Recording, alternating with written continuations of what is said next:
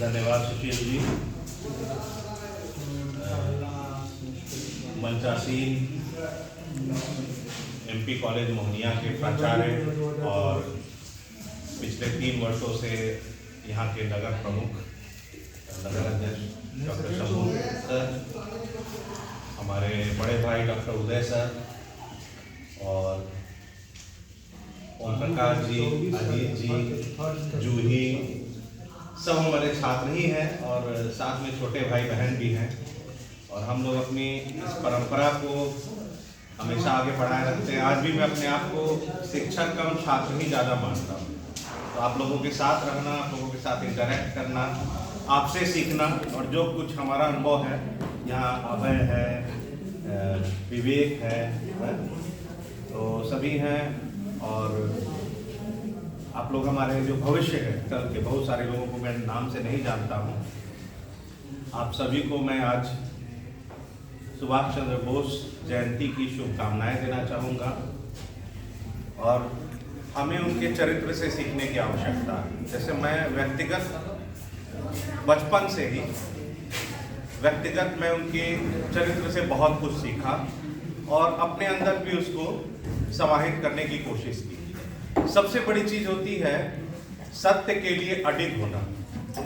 और आप एक बार सोच कर देखिए कि इंसान जब सत्य की ताकत को अपने अंदर समाहित करता है और तब जब उसके अंदर आत्मबल विकसित होता है, ये उसी का कमाल होता है कि एक इंसान इतना दूर तक सोच सकता है कि हम अंग्रेजों से लड़ के आजादी लेंगे और कैसे यहाँ से भेष बदलते बदलते जर्मनी जाना, जापान की मदद लेना, जर्मनी की मदद लेना, उस जमाने में जब न ये इंटरनेट था, न कम्युनिकेशन का कोई खास साधन नहीं था, और भेष बदल के वहां तक जाना आना, आईसीएस की परीक्षा में 3य स्थान प्राप्त करना, और उसमें भी पूछा गया कि अंग्रेज भारत में कैसे रूल करते हैं, तो एक लाइन में जवाब देना, डिवाइड एंड रूल। किसमें दम है इतना सत्य बोलने का? और उस सत्य के साथ, वो आत्मबल के साथ उन्होंने युद्ध किया, जीता। और हम लोग कई बार ये बच्चों से सवाल करते हैं कि एक बार एक ऐसे लिख के दिखाओ कि अगर सुभाष चंद्र बोस वो 1945 की घटना अगर नहीं हुई रहती और अगर वो रहते, तब ये देश का भविष्य क्या होता? बिल्कुल चेंज। आज जहां जापान है, जहां चाइना है, वहां भारत होता, आप जान लीजिए। इतना अंतर है, क्योंकि कोई भी देश जब विकसित होता है अपने लीडर के विजन से, विजन फोकस से होता है। वो विजन कि मैं तुमसे भीख नहीं लूंगा, लड़ के लूंगा अपनी आजादी। और तब भी मतलब किसी भी स्तर पे, दिमाग से, चाहे शौर्य से, बल से, उन्होंने अपने आप को साबित किया। आप लोगों ने उनकी बहुत सारी कहानियां पढ़ी होंगी। आप सभी ग्रेजुएशन या उसके ऊपर के बच्चे हैं, तो आप ये जानते हैं। तो हमारा यही कहना है कि अगर आप ऐसे महापुरुष की जीवनी को पढ़ें और उसको अपने अंदर आत्मसात करें, तो मैंने एक लाइन में आपको एक बात कही कि सत्य के साथ जो आत्मबल मिलता है, वो वही कमाल था जो उन्होंने आजादी की लड़ाई में भारत को एक अलग स्थान दिया, आजाद हिंद फौज की स्थापना की। तुम सोचो अंडमान निकोबार में युद्ध जीतना, तुम सोचो भारत और म्यांमार के बॉर्डर पर युद्ध जीतना। आज के डेट में तुम फिल्मों में देख सकते हो जो रियलिटी में उन्होंने किया था। तो खैर, आप लोग ये सारी चीजें जानते हैं।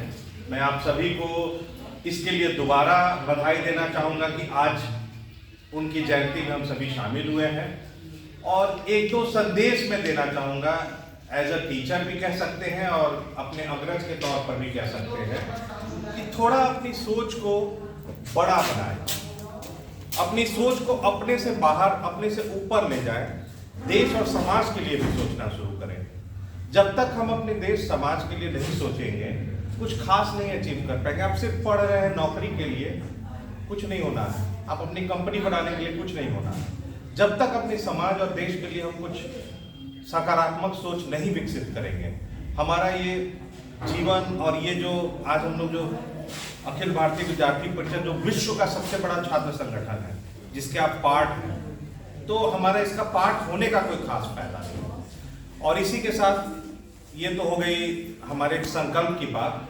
दूसरी बात आप सभी से कहना चाहूंगा कि हमारे कैमूर क्षेत्र में मोहनिया की इकाई तो अच्छी खासी एक्टिव है। आप सभी से कहना चाहेंगे कि दुर्गावती, भभुआ और कुदरा इस क्षेत्र में भी अपनी एक्टिविटी को आप लोग बढ़ाइए, और जितना दूर तक, क्योंकि आपकी जिम्मेदारी सिर्फ आपके कॉलेज तक नहीं है। ये न सोचिए कि हम एमपी कॉलेज मोहनिया के हैं, आप पूरे मोहनिया के, पूरे कैमूर को रिप्रेजेंट करते हैं। आप में से हर कोई की जिम्मेदारी है कि हम अपने इस यूनिट को और इस जो हमारा बड़ा संकल्प है देश और समाज के लिए, ठीक है, इसको हम बढ़ाएं। इसी के साथ मैं अपनी वाणी को विराम देना चाहूँगा। बहुत बहुत धन्यवाद।